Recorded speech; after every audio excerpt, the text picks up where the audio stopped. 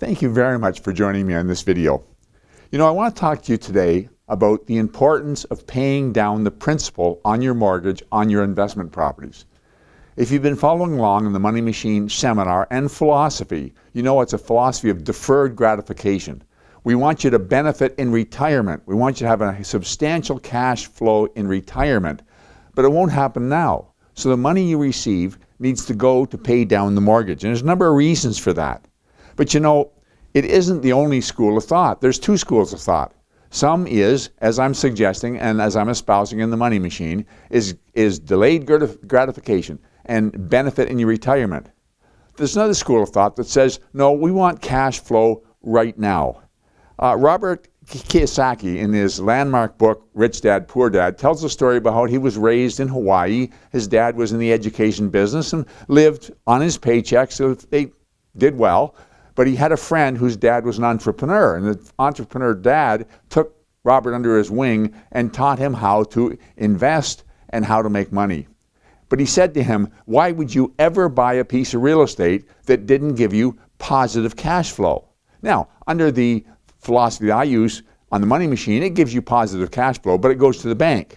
What he's saying is, why wouldn't you want to have it receive it in your hand? You want to supplement your income with the properties you invest in. And his philosophy was, I'm not worried about paying it off. I'm not worried about a short-term amortization. I want to have more money come in. And then he would take the property and in a short period of time, he'd spin it off and buy another one and trade. And I want to tell you that there's nothing wrong with that. A lot of people have made a phenomenal amount of money buying and selling and trading in real estate. They've done it by renovating, they've done it by developing, they've done it by fixing and flipping, and they've done it by seeing opportunities, and it's worked out really well. But it's easier to do that in the U.S. than it is in Canada, and I'll tell you why. The U.S. have what's called a rollover provision, and that is if you sell a property, if you sell a property, you've got capital gain tax to pay, and you've got recapture to pay.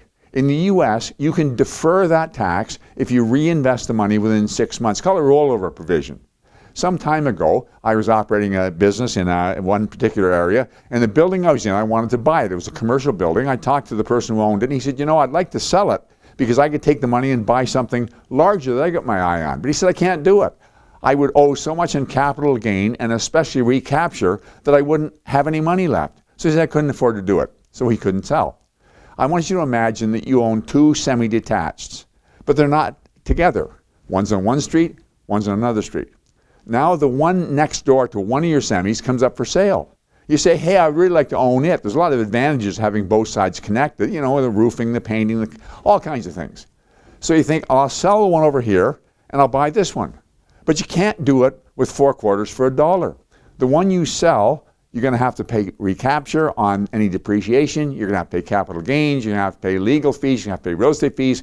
And if you sell it, for example, for $400,000, you might only end up with $300,000 in your pocket at the end of the day.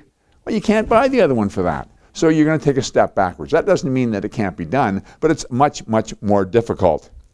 But there is a way to have the best of both worlds, and that's why it's important to pay these mortgages down. What I'm suggesting that you do is you refinance the property, you take some equity out, and you use that equity to reinvest. That way you've got the additional investment, you've got the additional property, but you still retained your original property, and you'll come out further on. Now, I know you're going to say, well, Wayne, that undermines the Money Machine philosophy. And I know it seems like it does. I say amortize over no more than 15 years, get the whole portfolio paid off in 20 to 25 years, enjoy your retirement. Depending on how old you are, it may make a lot of sense to take 1 or 2 properties and to refinance them. But in order to do that, the equity that you're going to tap into, it comes from the property going up in value, which you have no control over, and the mortgage being paid down, which you have total control over. So get the amortization short as possible, take prepayment opportunities to reduce that mortgage, and you're going to see some equity build and build and build in one of your investment properties, probably one of your earlier investment properties. And here's the numbers. Let's suppose, it may well be that the property, you can take out, say, $200,000 in equity. And that $200,000, if you base it on a 20% down purchase, you can buy $1 million worth of real estate. So you still own the property, You've got $200,000 to work with. Now you own $1 million worth of property, of which is $800,000 in mortgage you're going to have to pay off.